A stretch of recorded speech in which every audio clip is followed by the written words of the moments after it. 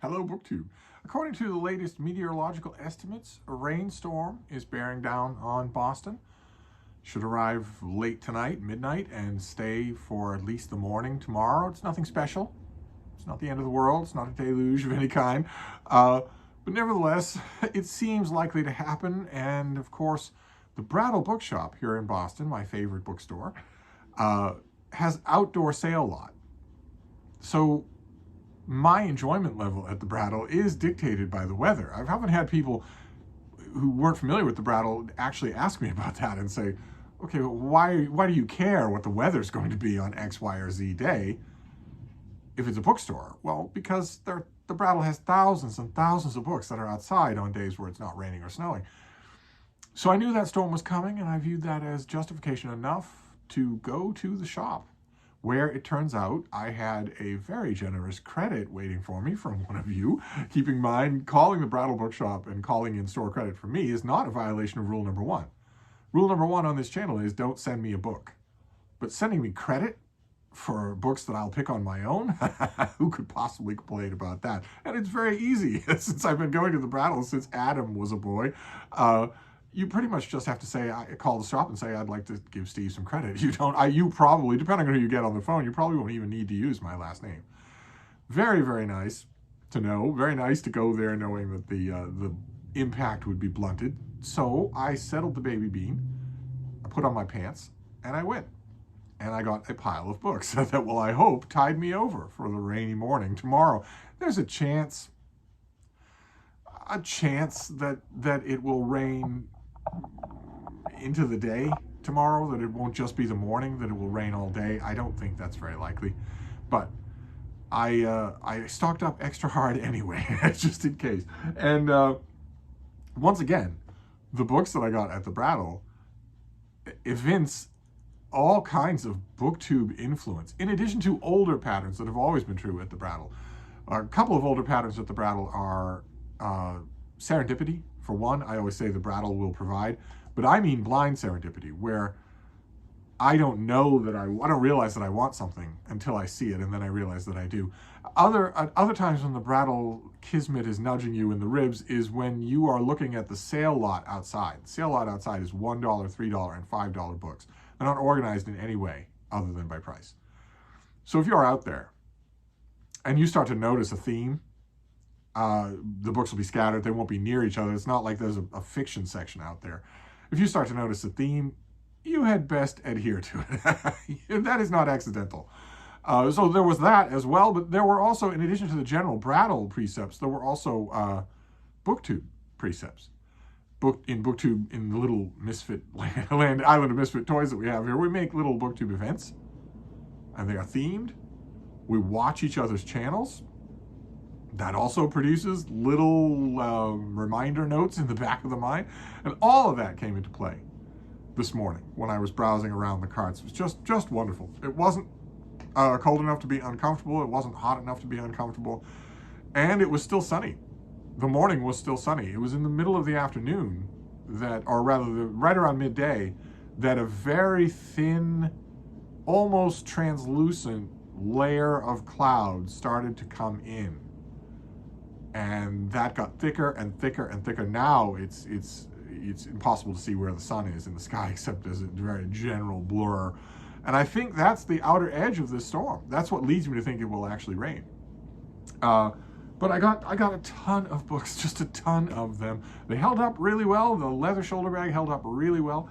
And first I want to show you all of the mass market paperbacks, because most of the things I got today were big, heavy hardcovers.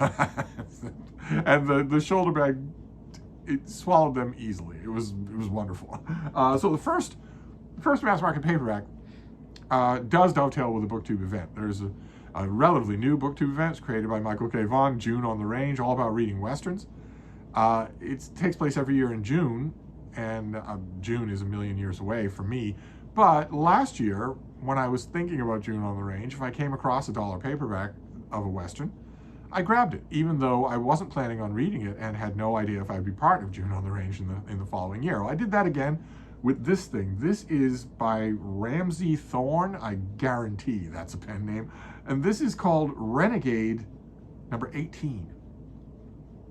So there are many Renegade novels before this. I looked, I only saw the one. This is Cavern of Doom. And they're both looking really good. They're both looking very 80s. Is this an 80s thing? 1983. They both have the 80s Soloflex bodies and the 80s bouffant hair. And Renegade he doesn't seem dressed for the Old West, but I think this is the Old West. And for the little that I was able to gather from the back is mostly breathless, but the little that I was able to gather from it is that there's as you can see there's a cavern full of rabid bats. I think bats may be a turning point in the plot of this thing to the limited extent that it has one. But this will do. This will get tossed on the pile for either June on the Range or Garb August, which I'm thinking it amply applies. Then Murder Mystery. There is, of course, a big venerable BookTube murder mystery event, March Mystery Madness. I've been a co-host for March Mystery Madness several times. I don't know that I'm all the best co-host in the world. I tend to ignore all the prompts. I tend to ignore all the themes. I tend to just overdose on mystery novels in March. I love reading mysteries, unlike with Westerns, which, thanks to June on the Range, I have pretty much sequestered to June. I could not go without reading murder mysteries all year long. I couldn't do it. And this is an author I don't think I know. The only reason I grabbed this is because it is the same cover artist that I've mentioned a couple of times before. I got a couple of Mignon Eberhardt books that have this same cover illustrator. No idea what his name is. But I found another one of his classic collage cover illustrations and grabbed it, even though I don't know the author. The author is Gavin Black, and this is A Wind of Death. Look at that. That is just awesome. So no idea. What have we got here? Clem Winber, CIA agent. Ooh, perfect for Dr. November. And Paul Harris, businessman, had an agreement. The tough, brave, and wily Harris would provide secret services in tight situations on a limited basis. But suddenly, the limits have been blown to hell. Harris finds himself stalking through an unfamiliar jungle in search of a feared communist leader named Lum Ping, dodging wild flying helicopters and ricocheting bullets, caught in a maze of intrigue with only one exit, a door marked death. I couldn't really pass this up. Then this next one, this is by Hilary Waugh, and I admit I got this only for the title. It was $1, so one of the nice things about the Brattle sale lot is that you can indulge in any whim that you want. You're not going to be out a lot of money no matter what. You're not actually going to be out a lot of money if you shop inside the shop either, unless you go to the third floor where all the collectible stuff is. But otherwise, no. And this is called The Late Mrs. D. I couldn't pass that up. The cover says the charming doctor was a real-life lady killer. He had 3 dead wives to prove it. No idea what I'm into here, but I couldn't pass it up with a title like that.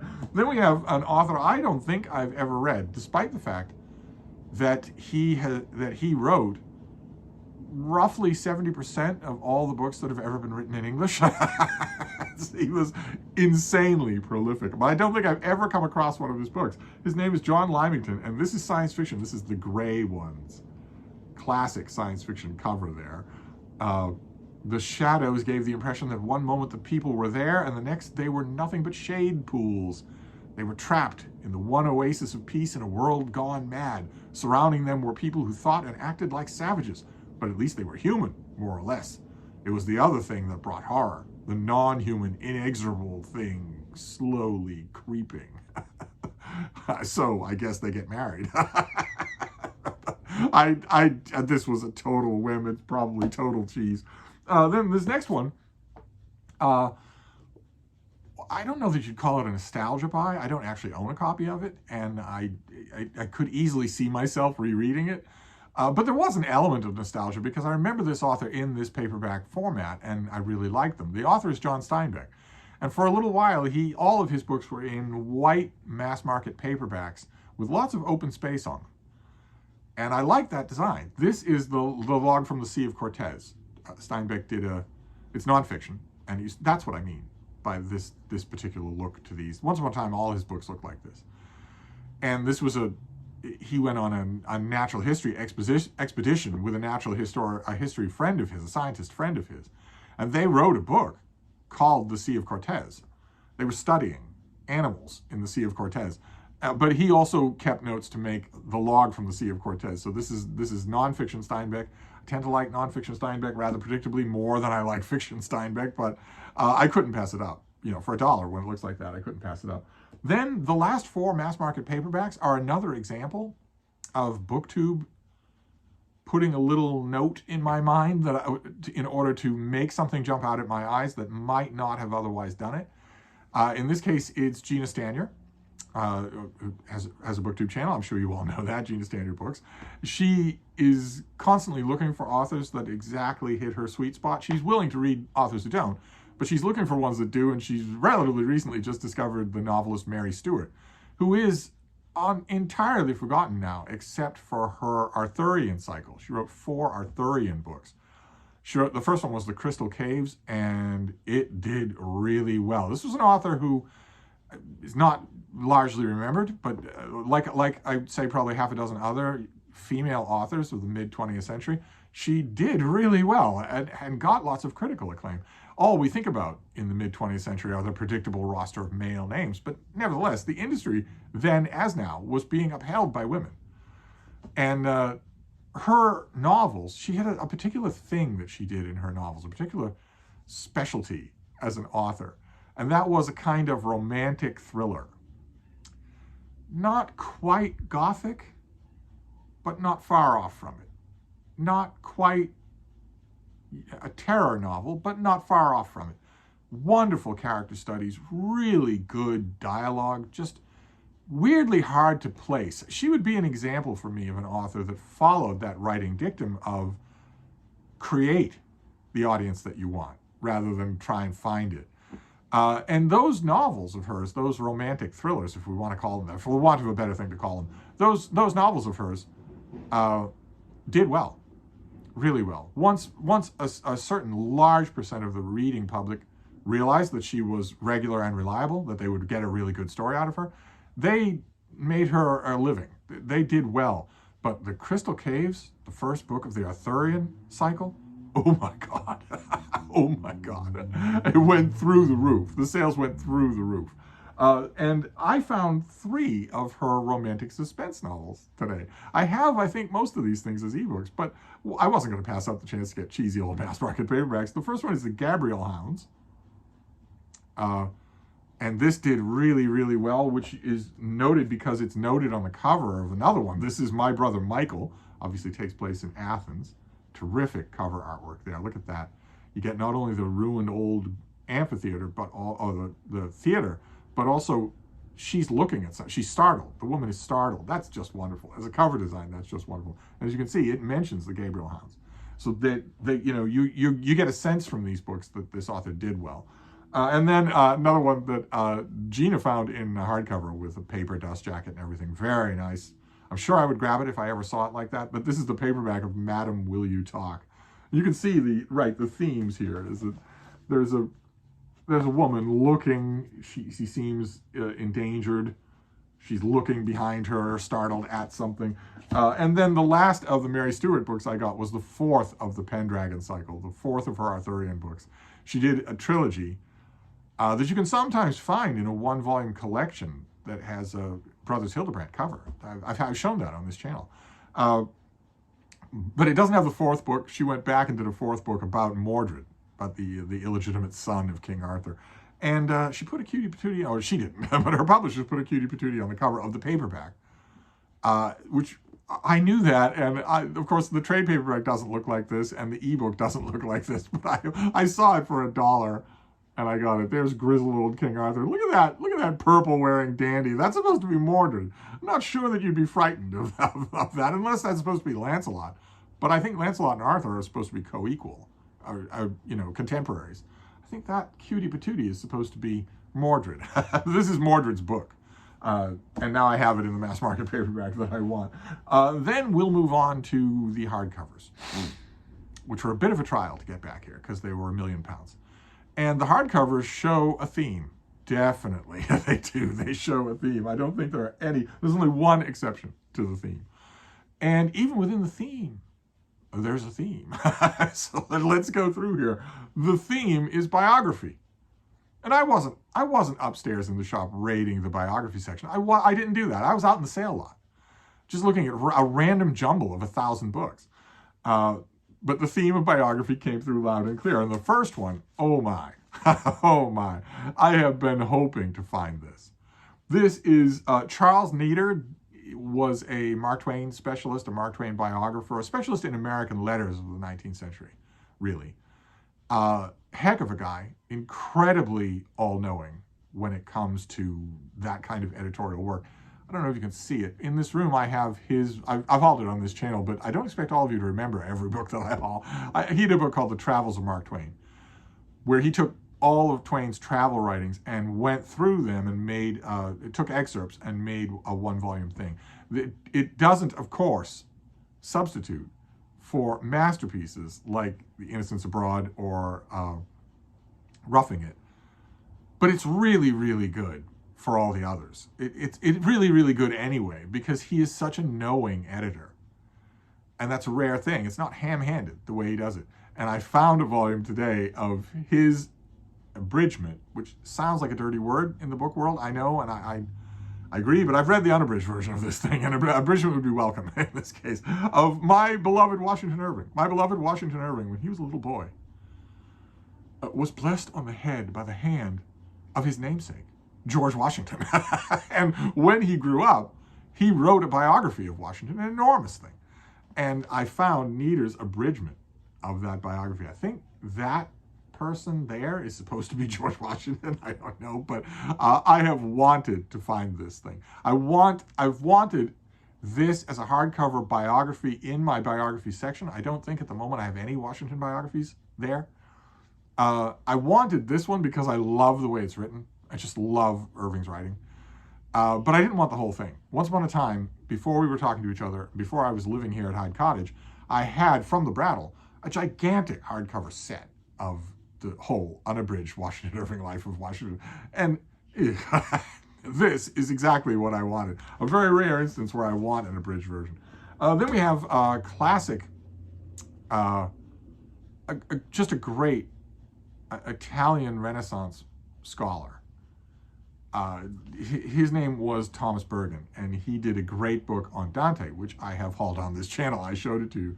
He was, when it came to Dante, and especially when it came to the Divine Comedy, he was an unbelievably passionate preacher. He loved the Divine Comedy above all things, and believed, and could make you believe, that it contained everything. That it really is, that if you had to pick one book to live with, it would be that. And you would never get to the bottom of it. He did a translation of the Divine Comedy that I kind of wish I had. I never see it. And he did a book on Dante, a couple of books on Dante. But he also did something else that I have had from time to time. I found it today and just grabbed it. He did a life and a study of Boccaccio. Really, this is both, because we don't have this much material about Boccaccio's life. And one of the things I noticed about this thing as soon as I opened it in the sale lot is that I'm not the only fan here. Someone got a pub sheet for this thing from, I don't know, were these things coming November 24th? Yeah, but what year? No, what, 1981. So this is a pub sheet from 1981. Some book reviewer had this on their shelf forever and ever.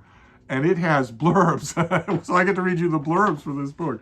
They're from Mark Musa, who did a very popular Divine Comedy translation of his own. There's one from Robert Hollander, the poet, and also A. Bart Giamatti has a blurb here. They were friends. And this is going to be great. I'm going to keep the pub sheet in it, of course. I just hope that down the line, I don't forget that it wasn't me. I checked. This is not a copy that I ever got in 1981. This is not my copy. My copy of this book, obtained from the same publisher, probably with the same pub sheet in it, is deeply buried in the silt at the bottom of the Mississippi River.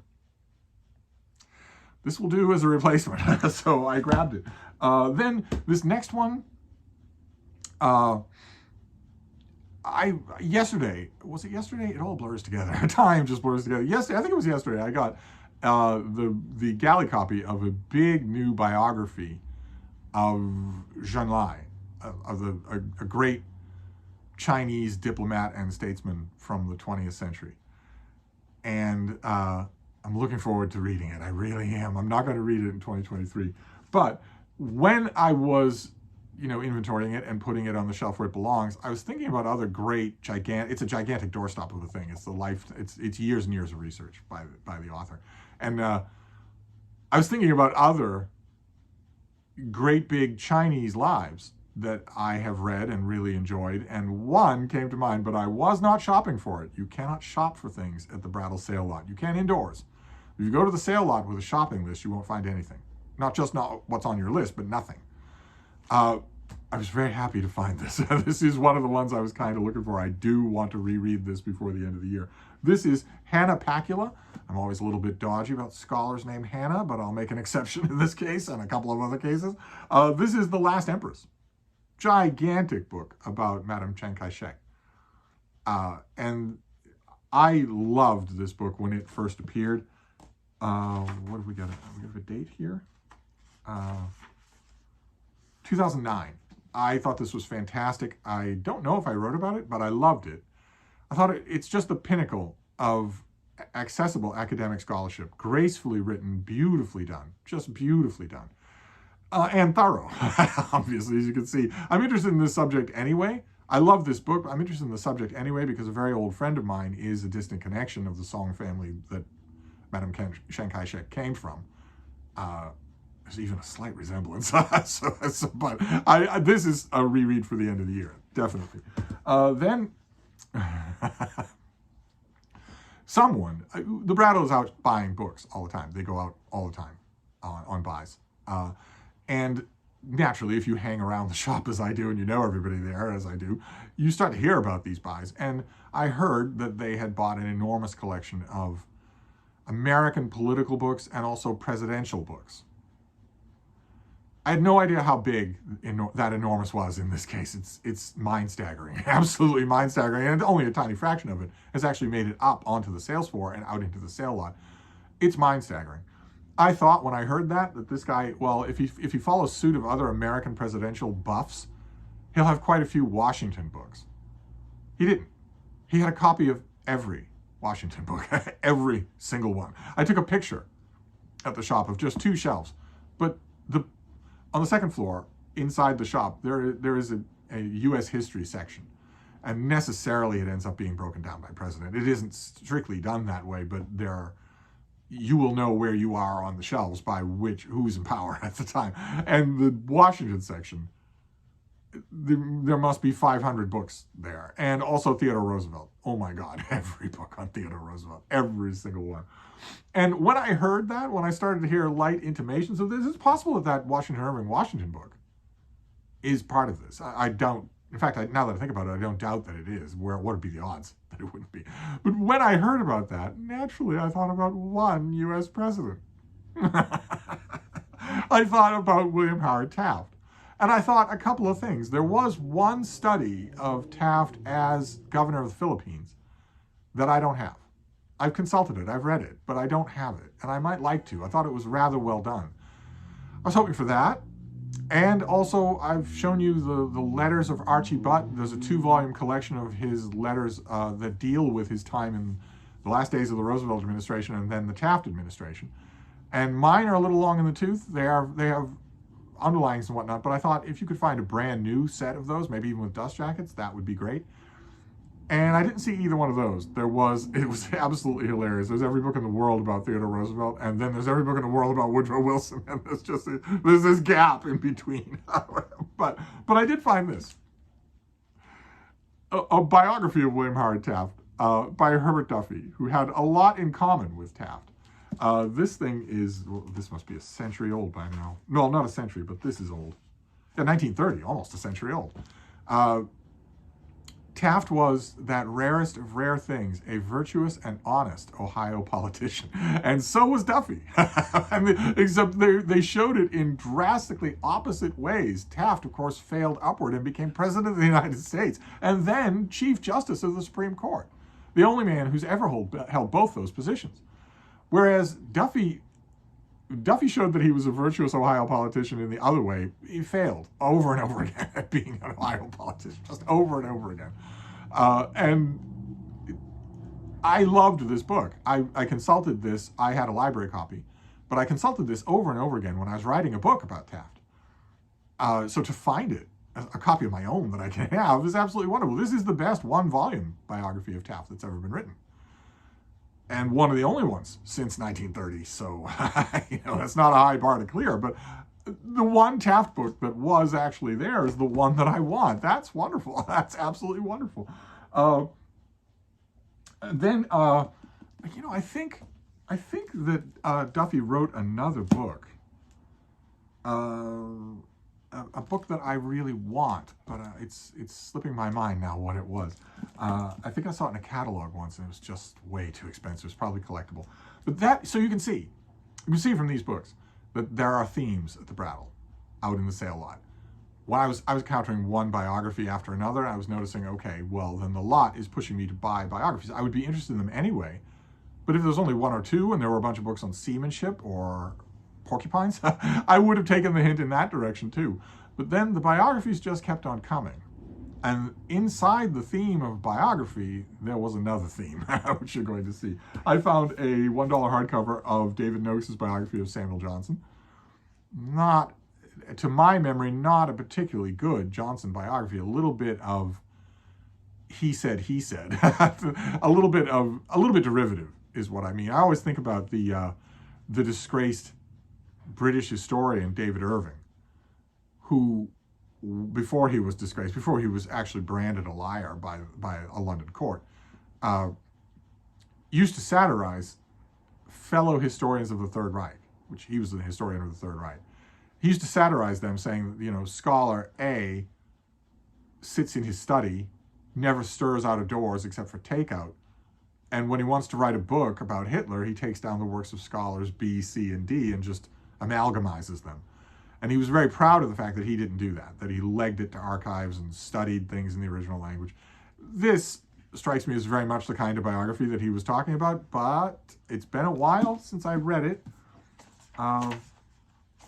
When was this? 2010. 2010 is probably the last time I read it. I may have written about it. I wasn't a big fan of his biography of Jane Austen, but I saw it and it was $1 and I would have ignored it. In fact, I did. The first pass through, I did ignore it. But then I saw this.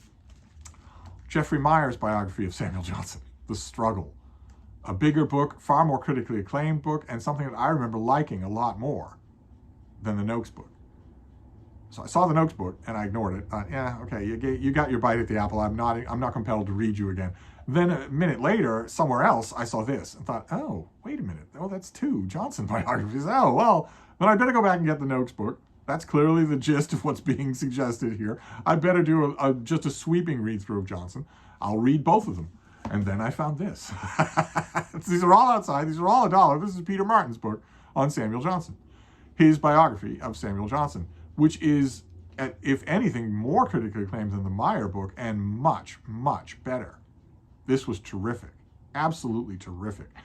I don't know if it unseats Jackson Bates' biography of Johnson, but it's mighty close. This was absolutely fantastic. I saw this a minute after I saw the Meyer books, when I'd already gone back for the Noakes books. I thought, okay, yeah, there's definitely a trend here. And when I saw this, out in the sale lot, holding this and the others in my arms, I thought, well, that's fascinating. Someone must have dumped a whole bunch of Johnsoniana, and a lot of it is making its way out here onto the lot. I have most of the books that I want already, so there's no urgency here. But when I was looking at this, I thought, though, in a perfect world, if I had my dream, I'm not requesting anything of the lot, but if I had my dream scenario, the same person who got rid of Peter Martin's biography of Johnson, which is great, it is a fantastic biography, but Peter Martin wrote a better biography than this. And I was thinking, wouldn't it be great if the person who got rid of this got rid of that as well? And they did. Peter Martin wrote a biography of James Boswell that is the best James Boswell. No offense to Frederick Pottle. This is the best biography Boswell's ever got. It's unbelievably good. Just unbelievably good. So I found all of those outside today. So I absolutely had to get them. So there was a theme, even within the biography theme, But I want to finish up with the two books I got that weren't part of that theme. One was a work of philosophy, a study of philosophy, because I love philosophy. I can't get enough of it. This is by the great classicist Paul McKendrick, and this is a book that I have only seen in libraries. I've never seen it out in the wild. I was happy to have it. I'm going to read it lovingly because this is fantastic. This is the philosophical books of Cicero. It's not a translation. There were all kinds of books of philosophy there, but this is not that. This is a historical study, a very granular historical study of Cicero's cod philosophy books. When he wrote them, how they were received, what they say, what later critics have said about them. This is a feast, an absolute feast. I was so happy to find it, just so happy to find it. You wouldn't think so, because I don't like philosophy and I don't like Cicero, but it doesn't matter. This is just a joy, an absolute joy, a keeper for the Roman shelf.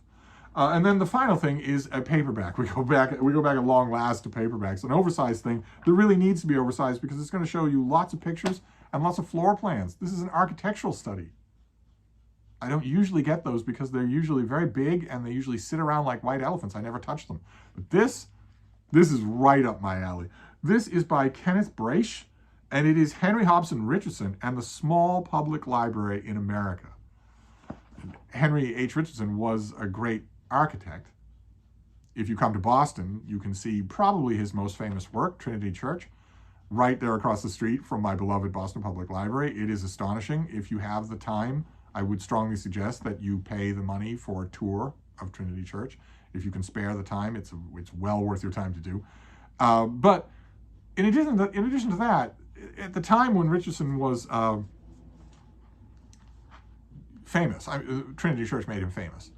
And at the time that he was famous, that coincided with the time when a whole bunch of philanthropists, instead of selling NFTs to credulous morons in the American Midwest, they were endowing libraries. A lot of these philanthropists, these huge plutocrats in America at the time, a century or more ago, were endowing libraries. And including in small towns. Probably a small town near you, if you live in America, has one of those libraries. The Carnegie libraries are the most famous ones, but there were lots of others. And they needed architecture. All of them needed to be built. They couldn't just be lodged together like tent poles. Richardson did quite a few of them. And this is a dedicated study of his public libraries. That is fantastic. I didn't know this book existed. So here you're going to get his drawings, but also actual floor plans and designs, as well as beautiful pictures of all of these buildings that he did. Quite a few of these are in New England. Quite a few of them are within easy distance of me. But I have to confess, the main thing that I'm going to want this for, the thing that I'm going to gobble up first, there's an incredibly long introductory essay, which is probably the closest thing to a popular biography that Richardson will ever get. There was one popular book about his architecture, not just his libraries, but all of his architecture. But other than that, I don't know that this person has ever had a full-dress popular biography. He wasn't all that nice. That shouldn't matter. That absolutely shouldn't matter. And I think this book is going to scratch that itch, definitely. And also give me lots and lots to ponder on, because it's just full of artwork, of detailed things that you would need to go to a monograph to get otherwise. So there you go. That was my trip to the Brattle before it rains. It's going to be raining tomorrow. Unless I'm very much mistaken, it's going to be raining tomorrow, which means the Brattle will not be open. The Brattle will be open. Of course, the shop will be open, but who cares about that? I want the lot to be open, and the lot will not be open in the rain. So I went and got a whole bunch of stuff, mainly propelled by that generous store credit. Of course, you're all enormously nice to me anyway. You don't need to do anything like call in store credit to the Brattle. But the one thing I can guarantee if you do is you'll get a book haul out of it. I don't know whether that's a plus or a minus, but there we go. That was my Brattle haul. Now, I'm going to do a Steve pyramid, but I can't do it with this thing because this is floppy and oversized. So that will ruin everything. So we'll see this one first.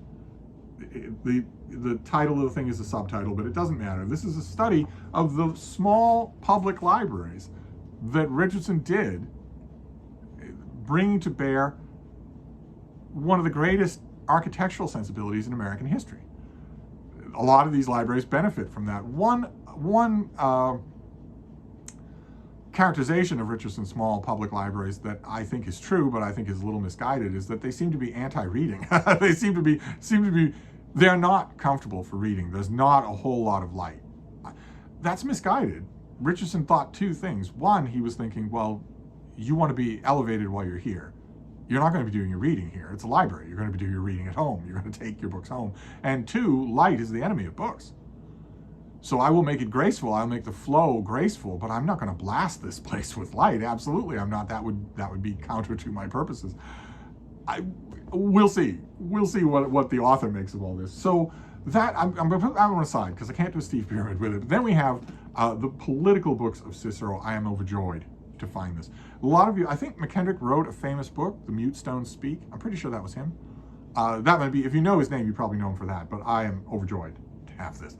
Then we have Peter Martin's biography of James Boswell, Peter Martin's biography of Samuel Johnson, Geoffrey Meyer's biography of Samuel Johnson, David Noakes's biography of Samuel Johnson, Herbert Duffy's biography of fellow Ohioan William Howard Taft, Hannah Pacula's biography of Madame Chiang Kai-shek, the last empress, TJB's biography of Boccaccio,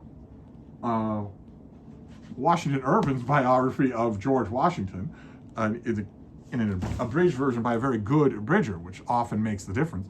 And then the mass market paperbacks. There's no way I was going to be able to do this in one pyramid, but we have a chunk of Mary Stewart, 3 of her romantic thrillers, and the last book in her Arthurian books. I made a prediction. I love to make reading predictions and recommendations for people. Gina Stanier, I think, came across Mary Stewart on her own out in the wild and just took a chance. If she hadn't, I would have recommended Mary Stewart. But I made a prediction. We'll see if she ever risks it, and I'm proven right once again. I predicted that as much as she likes the romantic thrillers of Mary Stewart, she will not like the Arthurian books.